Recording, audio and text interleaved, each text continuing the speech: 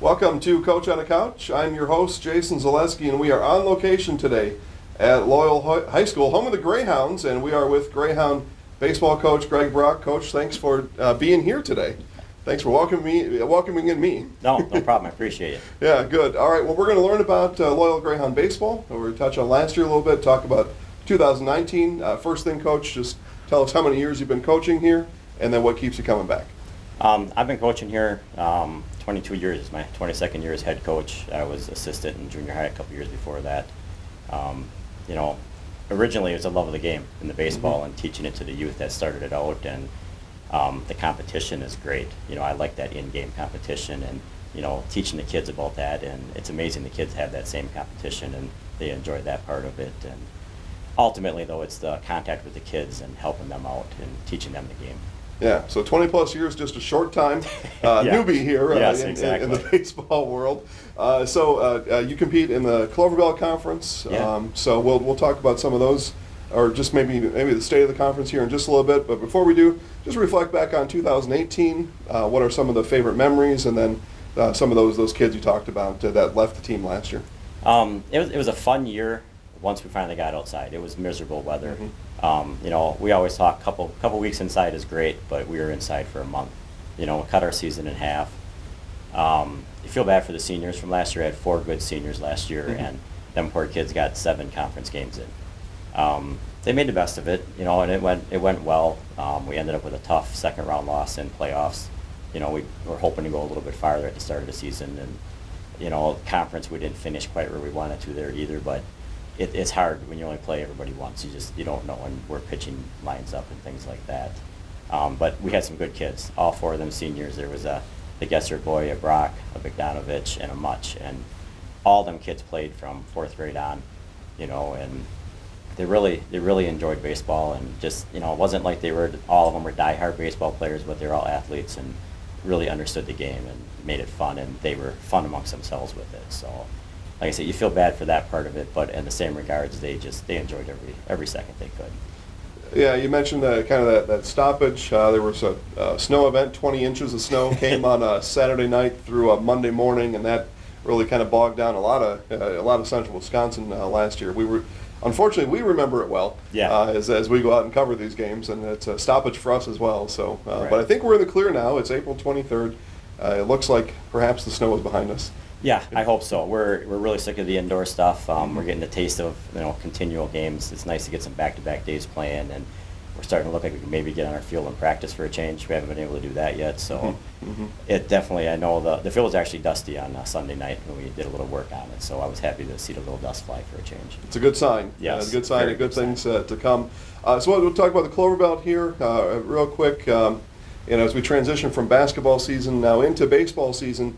Clover Belt kind of top-heavy in basketball. There's a couple Yes. teams, Loyal, Columbus Catholic, and then there's kind of everybody else down below that as far as basketball season goes.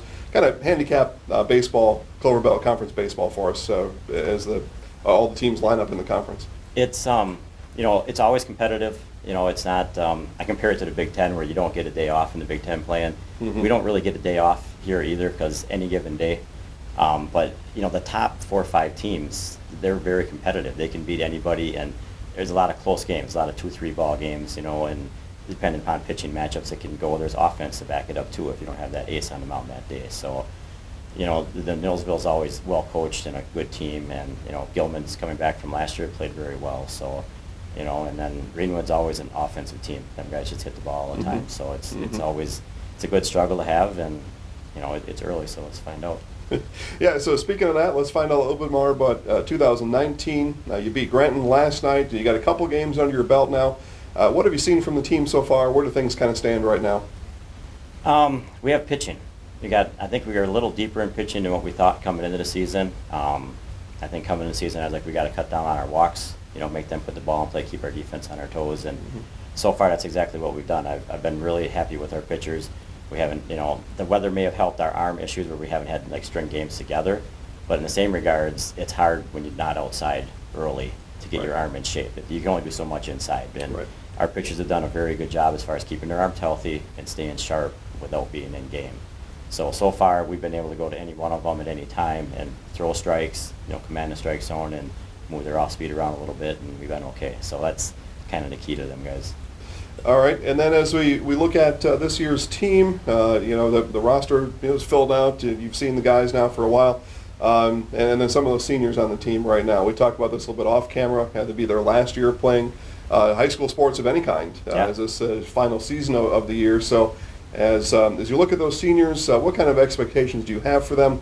And then what do they mean on the team? Their presence on and off the field. We got a nice little mix of them again. They're all leaders. All four of them they stepped up and they know they're the guys that are going to step up and lead us. They all do it in different ways. Sometimes it's the guy on the mound. It's got to be our best pitcher out there, and he's got to take things over. And then you got the quiet leader maybe in the back. He just goes about, does his work, and the kids are watching that and they learn from that as well. So it's always nice when you have a handful of them like that. It's kind of like we had last year. Mm-hmm. That works out nice, and so far they've all just adapted to that, and they're doing that, and it really helps us. Yeah, good. Well, we're looking forward to the 2019 season. If you can't make it out to the games here at Loyola High School or around the conference, you can catch some of those games. We'll provide some live streams here at Loyola and all around Central Wisconsin. You can find those on Focus News. Unfocus.news/sports and ZaleskiSportsShow.com. Click on live sports. We've got a live game coming up for you, Coach, on Thursday. Awesome. So we're looking forward to that. As people coming out, they're watching the games in person, or when they can't make it, they watch them live. Who should they be kind of looking out for? Sometimes, as you know as a coach, how your season begins, and those kids you have at the start, they finish different and stronger sometimes at the end, or maybe one or two of the kids that people should be coming out to kind of look for and keep an eye on this year. I think the first guy you got to watch is come and watch Maverick Rail throw a game. He's thrown quite a few games in the past couple of years, but he's kind of elevated his game this year. He's starting to command the inside part of the plate and the outside with his fastball. He's cut down his walks immensely. That was his big juggernaut in the past. So now he's really starting to do that. So anytime you see a lefty throw, it's kind of fun because he's got that little bit of movement always, and it's nice to watch. So he's one of the guys. Our center fielder, Trevin Wilkie, is probably one of the best in the conference. Just seeing him get up after a ball, it's just fun to watch. You just sit back and let him go get them. It's kind of cool to see. So he's another one. Matthew Szymanski, our catcher, is one of the better ones in the conference, just blocking the ball. He takes a lot of pride in making sure nothing gets past him that way. So he did a great job last year, but he's picked up where he left off working wise, and he wants to get that much better again this year. So I'm hoping that continues for him throughout. And he's also stepped up on the mound for us, throws the ball very hard, and again throwing strikes again for us. So it's very nice to see. Yeah, good. And some familiar names there. Some of those that you mentioned, they play other sports during the year, so correct. Not unfamiliar names on those student athletes. So. We'll finish with this, Coach. As you look now towards the end of the season, which can be hard to do as you've only played a couple. Yeah. But what are some of the goals this year, and what would be a good season here in 2019 for the Loyola Greyhounds? Well, right now, we want to compete for one of them top spots in the conference. It's easy to say you always want to be in that top three and contend, but that's legitimately where we should end up this year. And if we end up on top, that's great. Ultimately, and it's probably a cliche, but we want to get better every game. And as long as every one of us get better every game, by the end of the season, then our team will be better. And then it's playoffs. Everybody gets in the playoffs, and you get in the hot at the right time and play your best baseball, and then see where you go from there.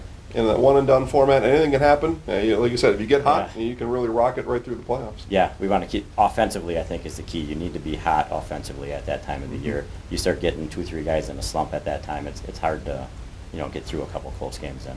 Yeah. Well, Coach, thanks for being here today. Thanks for having us in here to Loyola High School. We're looking forward to the season. Like I said, we'll get you live here a couple times. I have highlights throughout the season. Highlights can be found on Facebook at Zaleski Sports Neilsville and other Zaleski Sports channels. So that'll end here with Coach Brock. Again, thanks for joining us today. No, I appreciate it. Thanks for being here. Yeah, good. All right, we had a good time. We've got more coach interviews coming up all throughout the end of this month, and that'll do it for now. We've got, again, more coming up, and we will see you next time. For Coach on the Couch, I'm Jason Zaleski.